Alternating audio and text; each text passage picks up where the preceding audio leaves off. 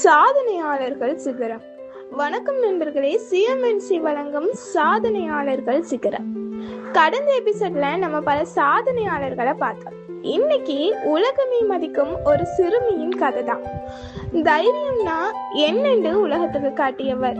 இன்னைக்கு நம்ம பார்க்க போறது மலாலா யூசுப்சை அவர்களின் வாழ்க்கை பயணம். 1997 ஆண்டு பாகிஸ்தானில் ஒரு சிறிய ஊரில் பிறந்தவள் மலாலா.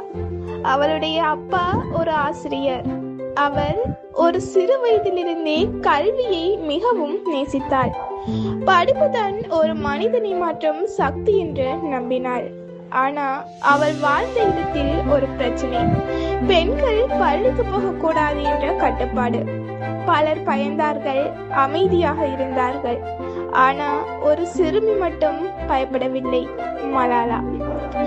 மலாலா பெண்களுக்கு கல்வி உரிமை வேண்டும் என்று வெளிப்படையாக பேச ஆரம்பித்தாள். அவள் குரல் உலகத்தையே சென்றடைந்தது. ஆனா அதே நேரத்தில் அது அவளுக்கு ஆபத்தையும் கொண்டு வந்தது. 2012 ஒரு நாள் பள்ளியில் இருந்து வீடு திரும்பிக் கொண்டிருந்த போது தீவிரவாதிகள் அவளை தாக்கினார்கள். அது ஒரு அதிர்ச்சியான தருணம். உலகமே அவளுக்காக பிரார்த்தித்தது. ஆனா அவள் தைரியம் இங்குதான் தெரியும். அவள் மீண்டும் எழுந்தாள், மீண்டும் தனது குரலை உயர்த்தினாள்.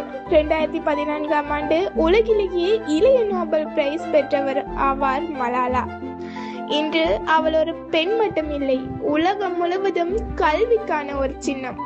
அவள் சொல்லும் ஒரு வரி, ஒரு குழந்தை, ஒரு ஆசிரியர், ஒரு புத்தகம், ஒரு பேனா உலகத்தை மாற்ற முடியும். ஆமா நண்பர்களே, மலாலாவின் கதை நமக்கு ஒரு பெரிய லெசன். வயசு முக்கியம் இல்ல, சூழ்நிலை முக்கியம் இல்ல, தைரியம் இருந்தா உலகமே உங்களை கேட்கும். உங்களுக்குள்ள இருக்கும் குரலை மறைக்காதீர்கள்.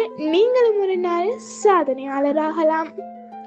இது உங்க சிஎம்என்சி வழங்கும் சாதனையாளர்கள் சிகரம். மீண்டும் இன்னொரு கதையுடன் சந்திப்போம். அதுவரை நன்றி.